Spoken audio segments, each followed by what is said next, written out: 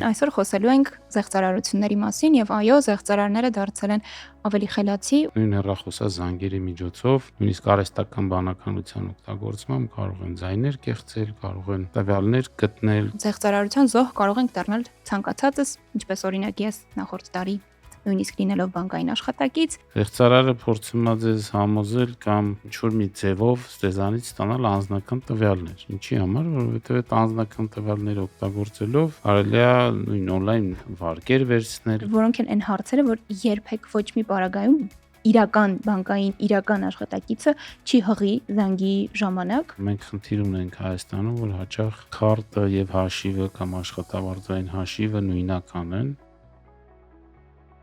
Ողջույն սիրելի ունկնդիրներ եւ բարեկալուստ Պարզից Պարզ։ Այսօր մենք շարունակում ենք մեր Pars Talks շարքը եւ այսօր խոսելու ենք մի թեմայից, որը վերջին ամիսներին, նույնիսկ տարիներին բավականին ակտուալ է դարձել եւ պրակտիկորեն մեր շատ հայրենակիցներ առնչվում են դրա հետ ամեն օր խոսք գնում է զեղծարարությունների եւ խարդախությունների մասին։ Թվում է թե արդեն իրազեկվել ենք, արդեն գիտենք, որ նման դեպքեր են տեղի ունենում, բայց այդ դեպքերը չեն պակասում, այլ ընդհակառակը ավելանում են, քանի որ զեղծարարները եւս կատարելագործում են իրենց մեթոդները։ Ողջույն բոլորին, ինչպես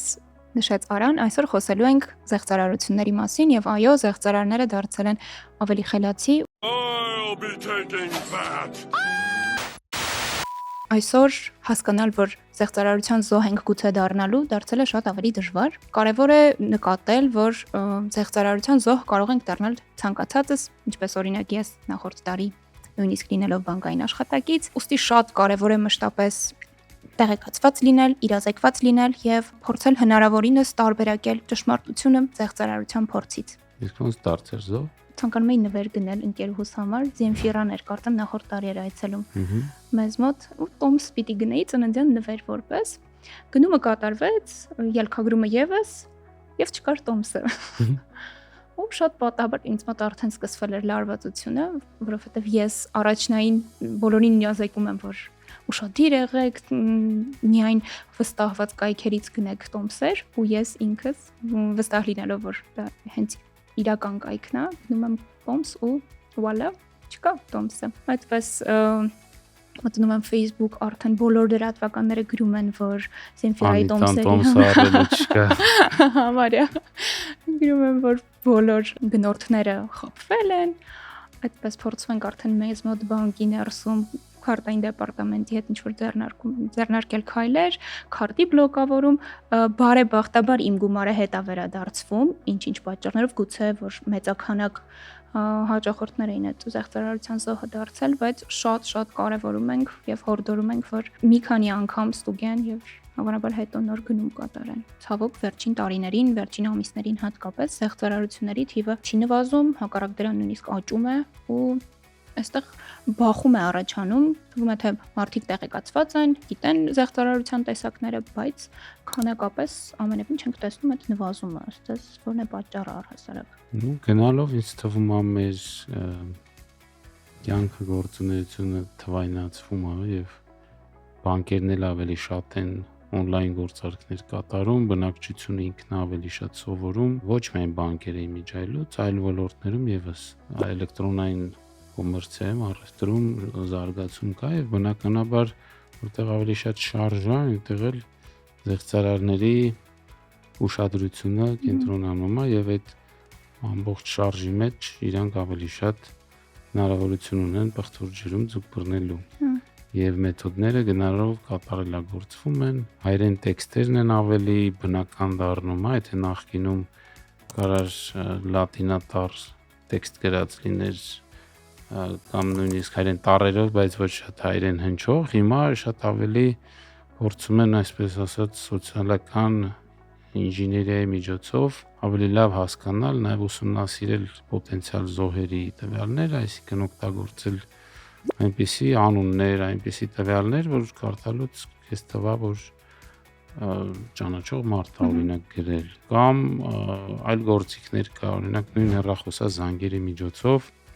նույնիսկ արհեստական բանականության օգտագործմամբ կարող են ձայներ կեղծել, կարող են տվյալներ գտնել, կարող են բարբեր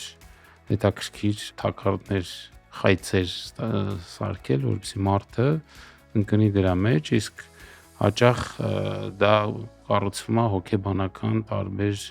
հնարքների վրա, հատկապես օգտագործելով վախի, կորցնելու վախի, շտապողականության կամ արագ շահույթ ստանալու ձգտումները։ Իրականում այդ ամենակարևորն է, այն փաստը, որ հստակ ուսումնասիրում են մարդկանց հոգեբանությունը ու աշխատում են հենց հոգեբանության վրա, այդ շատ նկատելի է, հեռախոսազանգերն էլ այնպես են թվում, որ ակամա նույնիսկ իմացյալ դեպքում, որ նման իրավիճակում չես դու կամ նման բարեկամուհի գուցե չունես, մի պահ գուցե ինչ որ մտածում ես ահա ճիշտ է, կարող է բանկից են զանգահարել ու շատ լավ նշեցիք, որ բանկերում մեր օրերում հատկապես առցանց գնումները on-line banking-ը առհասարակ օր-օրի ավելի կիրառելի է դառնում։ Ու բանկերն էլ փորձում են ամեն կերպ իրազեկել հաճախորդներին, ինչպես զերծ մնալ զեղծարարություններից, բայց կարծես տենց լավ չի ստացվում գուցե։ Ինչ բացթողումներ ունեն բանկերը։ Ընդհանրապես զեղծարարության դեմ պայքարը, կիբերհարձակումների դեմ պայքարը եւ այլն, դա ամեն ինչը հաճախ նմանեցնում են հիգիենային։ Հա, ոնց որ ատամներդ մի անգամ լվանալով, չեմ, ամեն օր պետք է ատամ լվանաս, նույն տիպի այդ կիբերհիգիենան է եւ զեղծարարությունների դեմ կարելի ասել հիգիենան է, այսինքն իրա մասին պետք է ամեն օր խոսել, նոր դեպքերը բացահայտել շատ արագ եւ տարածել, որ մարդիկ ուշադիր լինեն, բնականաբար մարդիկ էլ, որոնք սկսում են օգտվել նոր գործիքներից, ցանկացած նոր հնարավորություն իր հետ բերում է նոր խնդիրներ եւ նոր ռիսկեր, պետք է այդ ամենին պատրաստ լինել։ Խոսելով զեղծարարություններից, հատկապես վերջին շրջանում շատ էին ահազանգները, որ հղումներով միանցեք, հայփոստից ստացած ցանկացած նամակ, նույնիսկ արդեն իրական նամակները հրճակվում էին որպես կեղծ նամակներ ու հայփոստը հատկապես այդ թիրախային գոտում էր։ Ուզում եմ իրազեկենք, խոսենք զեղծարարությունների տեսակներից, որոնք այս պահին են շատ ակտուալ ու հաճախ ականատես ենք լինում կամ շատ լսում ենք մեր մտերիմներից, բարեկամներից, որ դարձել են նմանատիպ զեղծարարության զոհ։ Ու ըստ էության փոխվում են կոնկրետ ընկերությունները, օրինակ հիմա շատ տարածված է օպերատորների 5G են առաջարկում կամ ինչ, բայց ի վերջո զեղծարարը փորձում է ձեզ համոզել կամ ինչ-որ մի ձևով ձեզանից ստանալ անձնական տվյալներ։ Ինչի համար, որովհետև այդ անձնական տվյալները օգտագործելով կարելի է նույն on-line վարկեր վերցնել կամ եթե որևէ քարտախությամբ կարողանում են իմանալ ձեր քարտային տվյալները, այդ թվում եւ հետեւի 3 նիշանոց կոդը, այդ դեպքում քարտից կարելի է գումարներ օգտագործել եւ զեղծարարները իրանք էլ են անընդհատ հետեւում, օրինակ, թե ինչպես են իրանք դեմ պայքարում եւ օրինակ լիմիտներ կար քարտերի վրա, որ դրանից բարձր անպայման ահազանգ էր գնում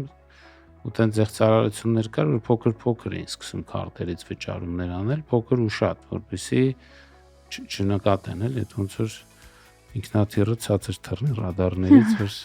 չբացահայտվի հոպի կողմից։ Ինձ թվում է կհամաձայնեք, որ ավագ սերունդը թիրախային լսարանն է հիմնականում ու իրանք ավելի շուտ են հավատում ամեն դեպքում։ Ընկերներիցս մեկի հայրիկը այդպես զանգում են բանկից, ներկայանում են որպես չեմ էլ կարող ասել նույնիսկ որ բանկից են ներկայանում, այնքան իր համար առաջնային չի լինում, որովհետև առաջարկն է շատ գրավիչ լինում, ասելով որ բարև ձեզ, այսինչ խնդրում եմ, մենք այս բանկից ենք, վստահված անձն ենք այս բանկից, նման նախադասություն բանկից երբեք չեն զանգանում եւ չեն ասում, փոխանցեք մեզ 250,000 դրամ, որովհետև դա ավանդի շատ ավելի լավ պայմաններով մենք ձեզ կվերադարձվի, չգիտեմ 6 ամիս հետո դրա եռապատիկը ու այս ընկերուհուս հայրիկը ենթադրաբար ինչ որ բան զգում է, բայց այնքան է տարված լինում այդ առաջարկով, որ զանգում է իր երեխեքին, ասում է, այս պահին ինձ մոտ կանխիկ է էլի գումարը, խնդրում եմ ինձ մի հատ արագ գումար փոխանցեք, ու երբ որ երեխեքը հարցնում են նպատակը, բան, ասում է դուք սպասեք 6 ամսից այդ գումարը 6 հապատիկ, 5 հապատիկ ինձ հետ է գալու։ Ու փորձում ենք բոլորով, նույնիսկ ես եմ արդեն խառնվել, խնդրում եմ, ասում ոնց որ չէ, էլի դա իրոք այդ դեպքը չի, ձեր 250,000-ը ուղղակի կկորչի եւ կորավ, որովհետեւ ինքը մեզ չհավատաց ամեն դեպքում։ Դասական ֆինանսական բուրգի հայտակղության օրինակ է, բայց այդ որ պատմեցի, հիշեցի հայրիկիս երիտասարդ ժամանակվա չարաճճություններից ուսանող ժամանակ զանգում է իր տատիկին ու ասում է բարև ձեզ ԱՏՍ-ից է գծերը վառվում են տատիկ ասում է ինչ պետք է անենք ասում է դույլով ջուր բերեք հեռախոսը մեջ քիչ հետո մորակույրն է զանգում ասում է ինչ է արդեն դնում էր հեռախոսը դույլի մեջ այդպես տարիքով մարդիկ երևի ավելի խոցել են քանի որ իրանք ավելի քիչ են տեխնոլոգիաների հետ առաջվում ավելի դյուրահավատ են այո ու կուզեմ մեկ էլ AI-ին անդրադառնանք շատ AI it uses AI to bring AI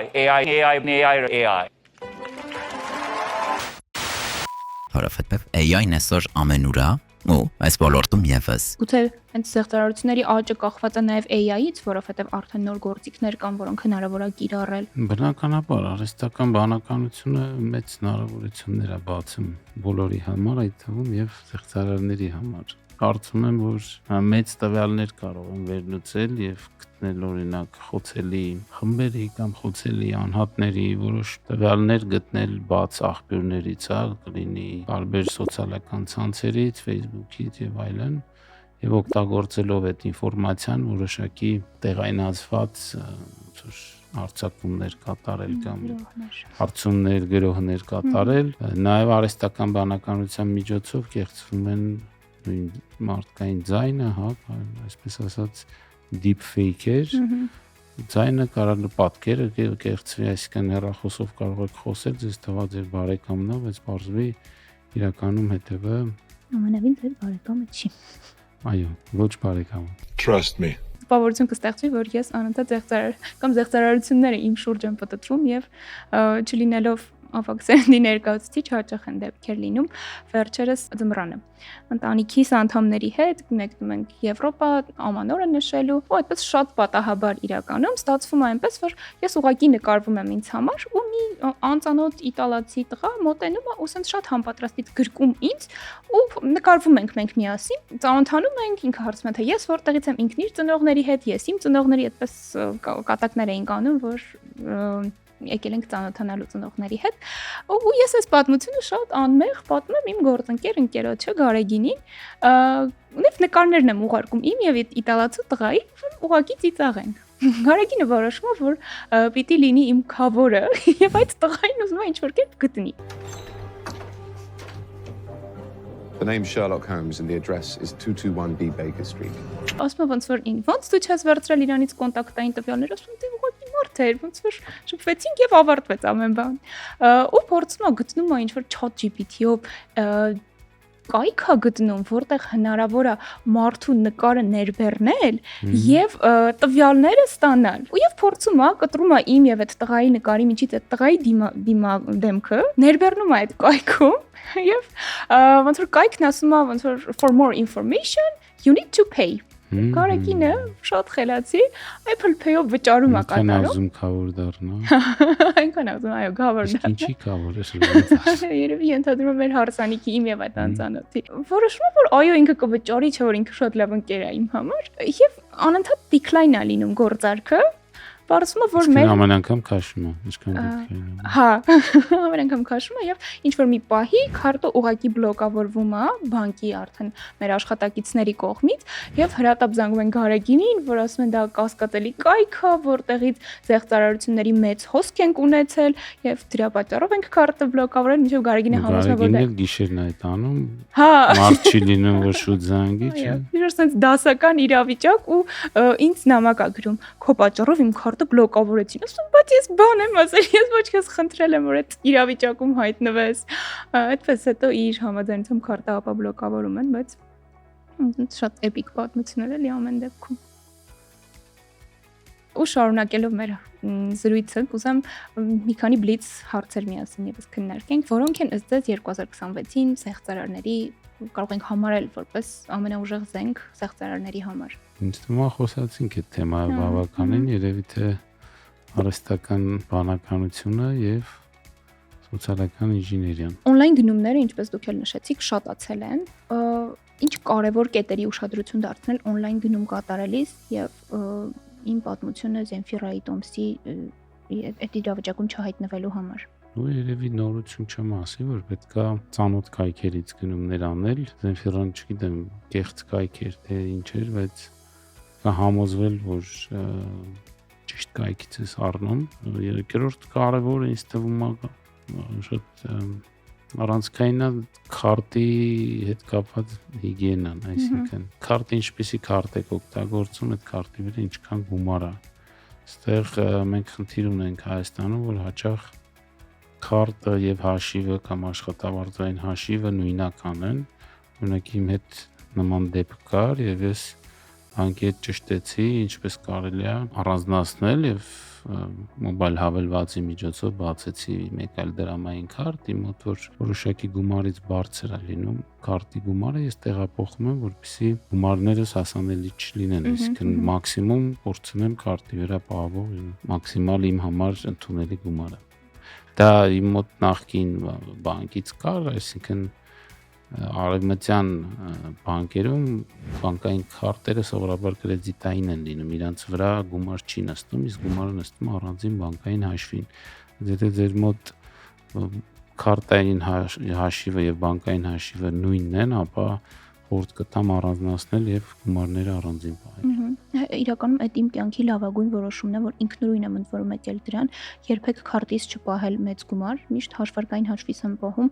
երբ պետք է լինում, գուցե դա 1-2 րոպե խլի ինձնից, իմ հաշիվների միջև արագ փոխանցում եմ կատարում, նոր որ վստահ լինեմ, գործարքի իմ կողմից է կատարվում ու հորդորում ենք բոլորիդ քարտին շատ գումար չպահել։ Ու նաև խոսեցինք, որ զեղծարարության հայտնի տեսակ է, երբ որ բանկերից են զանգահարում ու ներկանում բանկի աշխատակից Բանկերից չէ, բայց ներկայանում բանկի հատուկ գրասենյակներից, որոնց պարբերաբար բացահայտում են ոստիկանները։ Ճիշտ է, ու ուզում եմ հասկանալ միասին նույնիսկ հասկանանք, թե որոնք են այն հարցերը, որ երբեք ոչ մի պարագայում իրական բանկային իրական աշխատակիցը չի հղի զանգի ժամանակ, որոնք ի տարբերություն իրական բանկիրների անում են fake զեղծարարները։ Իրականում բանկերը չեն զանգում հաճախորդներին երբեք եւ տվյալ չեն հարցնում։ Հակառակը, երբ որ մենք ենք զանգում, բանկի հեռախոսային կենտրոնի աշխատակիցը մի շարք հարցեր է տալիս, որոնց միջոցով փորձում է մեզ նույնականացնել։ Բնականաբար բանկը երբեք չի հարցնի մեր քարտային տվյալները, մեր գաղտնաբառերը, մեր CVV կոդերը, այդ քարտի հետևի եռանիշ կոդերը եւ որևէ անձնական ինֆորմացիա բանկը չի զանգի հարցնի, բանկը իրականում ունի այդ տվյալները։ Այո։ Շնորհակալություն զրույցի համար, կարծում եմ օգնեցինք գոնե մեր ունկնդիրներին։ Ես եմ շնորհակալ, սիրելի ունկնդիրներ, շարունակեք հետևել մեզ, որպեսզի ծանոթանաք ֆինանսական տարբեր նրբությունների, գրեք մեզ մեկնաբանություններում ձեր հարցերը եւ մենք սիրով կանրադառնանք դրանց մեր Pars Talks-ի հետագա հաղորդումների ընթացքում։ Այսպիսով եղեք ուշադիր, մի տրամադրեք ձեր անձնական տվյալները, մի հավատացեք շատ լավ առաջարկներին, որոնք գուցե ստանաք եւ մեր Pars Talks-ի այս Pars զրույցի հղմամբ անպայման կիսվեք ձեր ընկերների, մտերիմների կամ ընտանիքի անդամների հետ, գուցե այս պահին կարողանանք օգնել մեկին եւ կանխել զեղծարարության հերթական դեպքը։